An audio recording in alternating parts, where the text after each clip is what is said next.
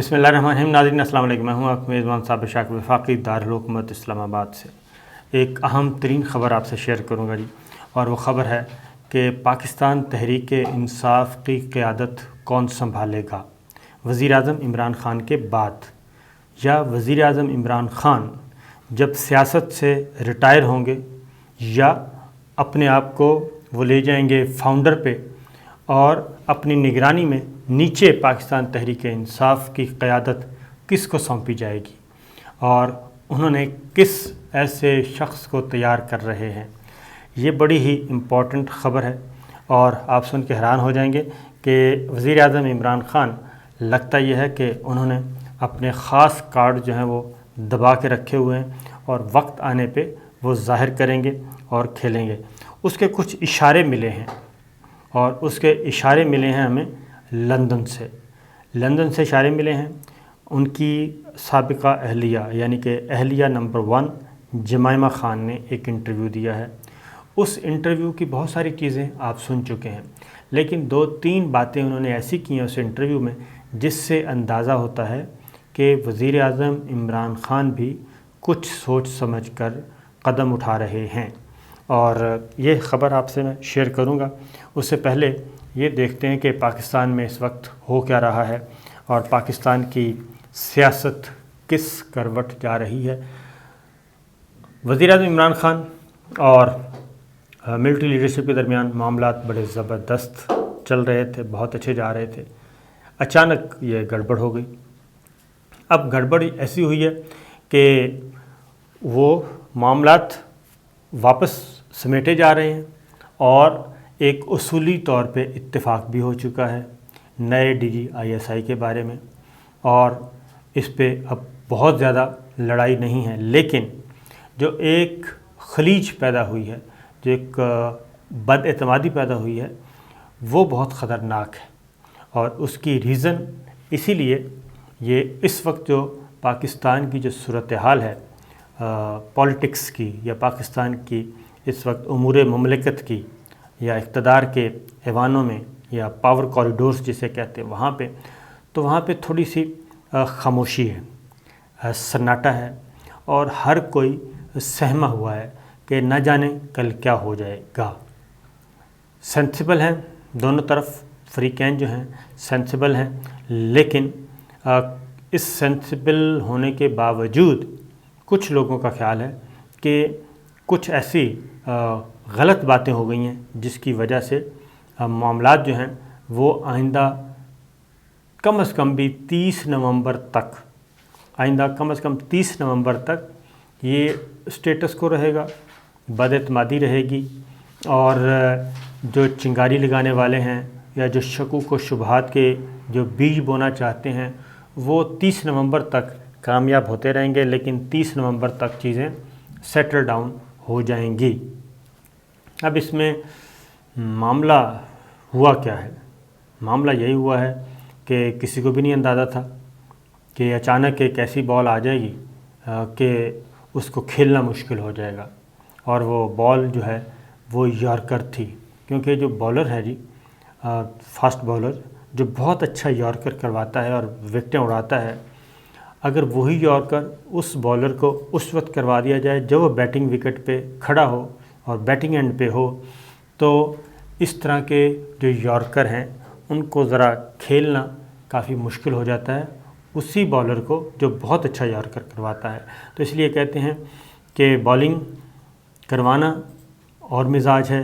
اور بالنگ کے اہداف کچھ اور ہوتے ہیں۔ بالنگ کے اہداف ہوتے ہیں بائے ہک اور کروک وکٹیں گرانا، اور بیٹنگ کا جو ہدف ہوتا ہے وہ اپنی وکٹ بچاتے ہوئے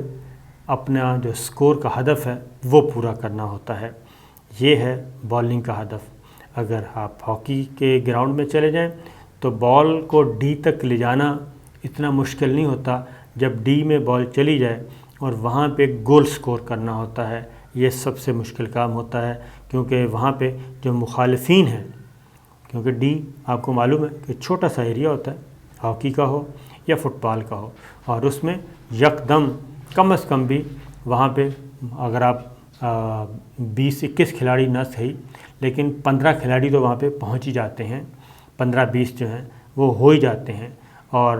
ان 15 کھلاڑیوں میں آپ کے مخالفین زیادہ ہوتے ہیں، اور ان مخالفین سے آپ نے بچنا ہوتا ہے۔ وہ آپ کو فاؤل کرنے پہ کی طرف راغب کرتے ہیں، آپ سے فاؤل کرواتے ہیں، اور اس لیے آپ نے اپنے ہاتھ بھی بچانے ہیں، اپنے پاؤں بھی بچانے ہیں، اپنا سب کچھ بچاتے آپ نے۔ اگر آپ فٹ بال میں ہیں تو فٹ بال میں، اور ہاکی میں تو آپ نے، فٹ بال میں ہینڈ بال ہوتا ہے تو ہاکی میں آپ کی ٹانگ پہ بال نہیں لگنی چاہیے، اس کو بچانا ہوتا ہے، ورنہ پلنٹی سٹروک مل جاتا ہے اور پلنٹی کارنر مل جاتا ہے۔ تو پھر جب پلنٹی سٹروک اور پلنٹی کارنر ملتا ہے تو اس وقت پھر آپ ہوتے ہیں اور گول کیپر ہوتا ہے، اور ایک چھوٹی سی بال ہوتی ہے، تو اس میں مارجن بڑا کم ہو جاتا ہے۔ تو اس وقت اگر آپ دیکھیں تو ہاکی اور فٹ بال کی مماثلت زیادہ لگتی ہے کہ پلنٹی سٹروک مل چکا ہے، اب گول بچانا ہے، اور گول کیسے بچے گا یہ اب آپ کو معلوم ہے کہ بہت ریئر چانسز ہوتے ہیں۔ خیر 30 نومبر تک معاملات اسی طرح پھنسے رہیں گے، اور 30 نومبر تک، لیکن کچھ دونوں طرف کے لیے آرگومنٹس سوشل میڈیا پہ، اب ایک فریق ہے اس طرف کھڑا ہے، دوسرا فریق اس طرف کھڑا ہے، اور وہ کر رہے ہیں، وہ کہہ رہے ہیں کہ اصول تو پھر ساری جگہ پہ ایک ہونا چاہیے، اور اگر چیئرمین نیب کے معاملے میں خان صاحب جو ہیں وہ لانا چاہتے تھے، وہ مشاورت نہیں کرنا چاہتے چیئرمین نیب کے معاملے میں، جبکہ آئین اور قانون کہتا ہے کہ چیئرمین نیب کی اپائنٹمنٹ میں لیڈر آف اپوزیشن سے پرائم منسٹر مشاورت کرے گا، کنسلٹ کرے گا، تب لگائے گا۔ یہ ایک آرگومنٹ ہے، اور وہ کہتے ہیں کہ جب چیئرمین نیب ان کو نہیں، انہوں نے لیڈر آف اپوزیشن سے انہوں نے کہا میں نے مشاورت نہیں کرنی، وہ لیڈر آف اپوزیشن تھے، تو جو خان صاحب کے مخالف دانشور ہیں وہ یہ کہتے ہیں کہ تو جناب پھر آپ اس وقت تو آپ آرڈیننس لے آئے، اس وقت آپ نے کہا میں نے مشاورت نہیں کرنی، پھر اب وہ کہتے ہیں کہ اس معاملے میں آپ کہتے ہیں کہ جی ہم نے مشاورت کرنی ہے۔ تو یا تو پھر دونوں طرف اصول ایک رکھیں، 2 اصول ہی ہونے چاہیے۔ پھر دوسرا وہ کہتے ہیں کہ آپ یہ تیسرے لگا رہے ہیں، ڈی جی آئی اپوائنٹ کر رہے ہیں، تو تیسرے اپوائنٹ کر رہے ہیں تو کیا اس سے پہلے بھی آپ نے یہی کچھ کہا تھا؟ یہ اس وقت بحث چل رہی ہے، اور سوشل میڈیا پہ چل رہی ہے، اور نجی محفلوں میں چل رہی ہے، گفتگو ہو رہی ہے، اور دونوں طرح کے جو ہیں ایک دوسرے کو ڈیفینڈ کر رہے ہیں، دونوں کے حامی جو ہیں، اور لیکن بہرحال معاملہ یہ ہے کہ گڑبڑ ہوئی، اور اس گڑبڑ کو کیسے سمیٹنا ہے یہ ان کا کام ہے، اور کہا یہی چاہ رہا ہے کہ ہو گیا ہے، ان پرنسپل اصول اتفاق ہو گیا ہے، اب اللہ کرے کہ اب یہ اناؤنس بھی ہو جائے تاکہ یہ کیوس ختم ہو، اور کیوس ختم ہونا بہت ضروری ہے۔ اب آتے ہیں اسی دوران وزیر اعظم عمران خان صاحب نے ڈائیورٹ کرنے کے لیے چیزوں کو بہت ساری چیزیں کی پچھلے 4-5 دنوں میں، لیکن سب کے باوجود جو حاوی ہو گئی وہ ہو گئی مہنگائی، پیٹرولیم پرائسز بڑھ گئیں، مصنوعات بڑھ گئیں، مہنگائی میں اضافہ ہو گیا، یوٹیلیٹی اسٹورز میں قیمتیں بڑھا دی گئیں، آئل کی قیمت خاص طور پہ 100 روپے پر کے جی بڑھ گئی، اس سے اور بھی قیامت برپا ہوئی، اور دوسری جانب اب شوگر کرائسس پھر آ رہا ہے، شوگر ملز ایسوسی ایشن پھر اکٹھی ہو گئی ہیں، اور کرشنگ کا سیزن آنے والا ہے، اس میں بھی ایک امتحان ہے، اور آگے چل کے جو اگلی بات ہے، وزیر خزانہ شوکت ترین صاحب بیٹھے ہیں امریکہ، مذاکرات کر رہے ہیں، آئی ایم ایف مطمئن ہو گیا ہے، لیکن مطمئن ہونے کے ساتھ ساتھ بجلی کی قیمتیں بڑھا دی گئی ہیں، اور یہ چیلنجز ہیں۔ وزیر اعظم عمران خان کی اہلیہ نے اس دوران ایک انٹرویو دیا، اور اس انٹرویو میں جمائمہ خان نے کہا کہ ان کی جب شادی ہوئی وزیر اعظم عمران خان سے، انہوں نے کہا کہ یہ ایوننگ سٹینڈرڈ کو دیا ہے، انہوں نے برطانوی اخبار ہے ان کو انٹرویو دیا ہے، اور 47 ایئرز اولڈ ہیں اس وقت جمائمہ جو ہیں، اور 47، اور عمران خان صاحب ہیں 70، تو اس سے آپ اندازہ کر سکتے ہیں عمروں میں کتنا فرق ہے۔ تو وہ کہتی ہیں جمائمہ، وہ کہتی ہیں کہ جی میں نے اپنی عمر کے دگنی عمر کے شخص سے شادی کی تھی، وزیر اعظم عمران خان سے. جب میری عمر 21 سال تھی تو ان کی عمر اس وقت آلموسٹ ڈبل تھی. اس وقت اگر ان کی 47 ہے تو اس وقت وہ 21 کیسے تھیں، یہ ایک سمجھنے کی بات ہے، کیونکہ دگنی نہیں، تھوڑا سا کم ہوگا یقیناً. اور اس کے بعد سابقہ اہلیہ وہ کہتی ہیں کہ یہ میں سفید فام تھی اور وزیر اعظم عمران خان بلیک فام تھے، اور میں نے سیاہ فام نسل کے نوجوان سے شادی کی جو کہ میری ثقافت کے بھی بالکل برعکس تھا. اور اس کے باوجود وہ کہتے ہیں جب وہ شادی کر کے پاکستان آئیں اور اپنے شوہر کے ساتھ رہنا شروع کیا تو کچھ لوگوں نے انہوں نے کہا کہ ان کو محض اس لیے نشانہ بنایا کہ وہ عمران خان کی اہلیہ تھیں، اور ان کو ایک آلے کے طور پہ یا مہرے کے طور پہ استعمال کیا، اور سزا کس کو دینا تھا اور کس کو نہیں مقصود. لیکن انہوں نے کہا کہ مجھ پہ اسمگلنگ کا الزام لگایا، اور اس ایسا الزام نوادرات کی اسمگلنگ کہ جس کی ضمانت بھی نہیں ہوتی، لہٰذا انہیں پاکستان چھوڑنا پڑا. لیکن اس میں جو اصل بات ہے یہ ہے کہ انہوں نے ایک تو یہ نہیں بتایا کہ ان کے پیچھے کون پڑا ہوا تھا. جمائمہ گولڈ سمتھ نے یہ نہیں بتایا کہ یہ سارا کچھ کون کروا رہا تھا،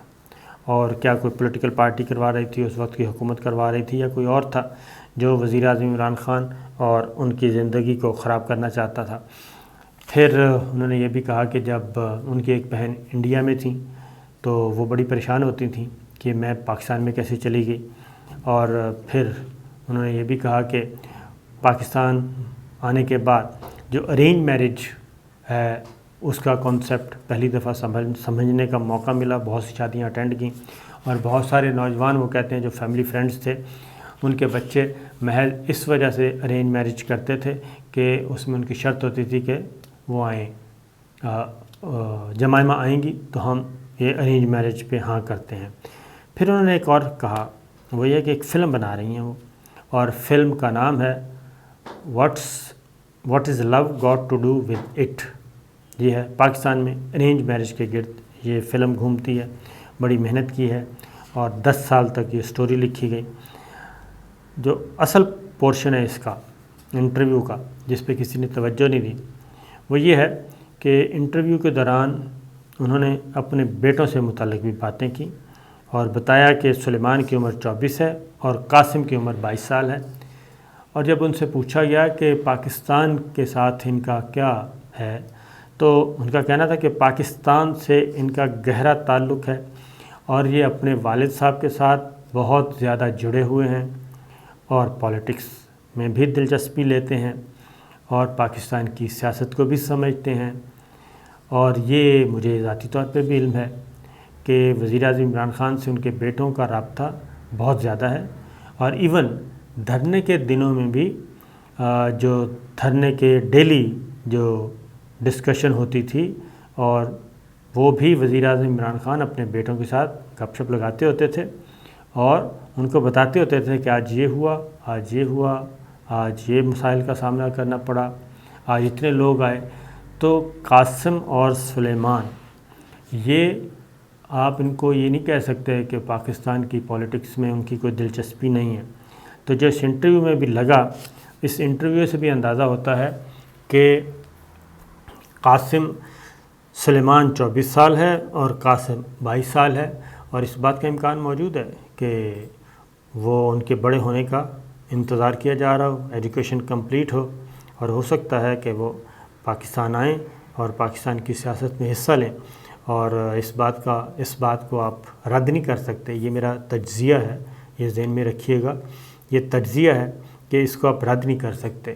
اور اگر وزیر اعظم عمران خان کے بارے میں کہا جاتا ہے کہ جناب اگر پی ٹی آئی سے عمران خان صاحب کو نکال دیں تو پیچھے رہ کیا جاتا ہے، اس کو سنبھالے گا کون؟ اور اس بات کا امکان موجود ہے کہ اگر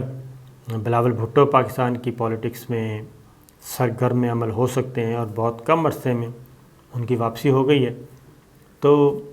عمران خان صاحب اگر یہ کہہ دیں یا قاسم اور سلیمان خود کہہ دیں کہ وہ پاکستان آنا چاہتے ہیں اور سیاست کریں گے